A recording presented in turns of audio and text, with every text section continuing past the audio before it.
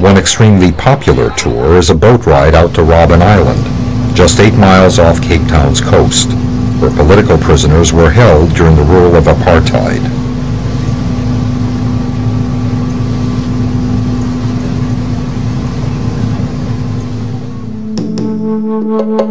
The first political prisoners arrived on Robben Island in 1961.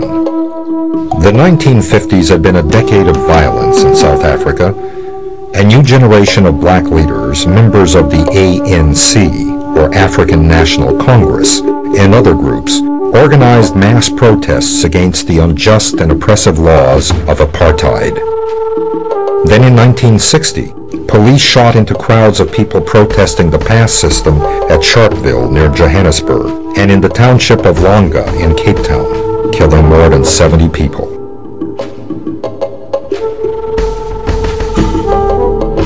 The government declared a state of emergency. The ANC was soon declared illegal and many of its leaders arrested.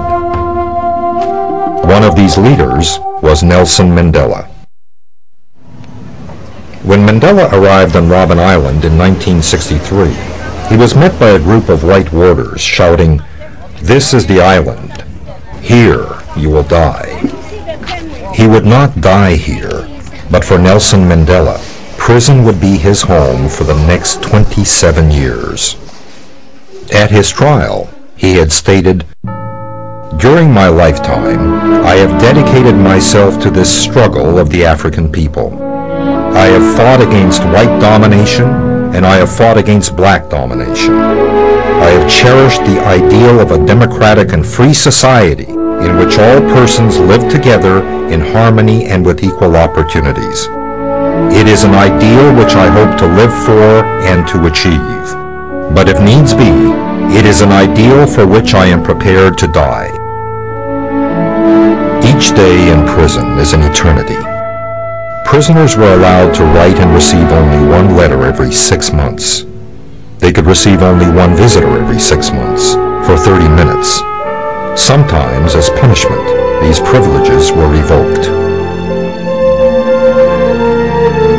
For thousands of days, Mandela's daily routine was hours of back-breaking labor with picks and shovels in the lime quarry, hammering stones in intense heat and blinding white light. But somehow, through all of this, he remained true to his vision and his humanity. He wrote, "There were many dark moments when my faith in humanity was sorely tested, but I would not and could not give myself up to despair. That way lay defeat and death." Pressure from the international community, as well as the rising level of violence, forced the government to change. And in 1989, when F.W. de Klerk became the new president of the country, he repealed discriminatory laws and began releasing political prisoners. On February 11, 1990, 27 years after he was first jailed, Nelson Mandela was released from prison. Months of negotiations led to elections in which all South Africans were allowed to vote. And in 1994, Nelson Mandela was elected president of the country. At his inauguration, he stated, "Out of the experience of an extraordinary human disaster that lasted too long, must be born a society of which all humanity will be proud. Never, never and never again shall it be that this beautiful land will again experience the oppression of one by another. The sun shall never set on so glorious a human achievement. Let freedom reign. God bless Africa."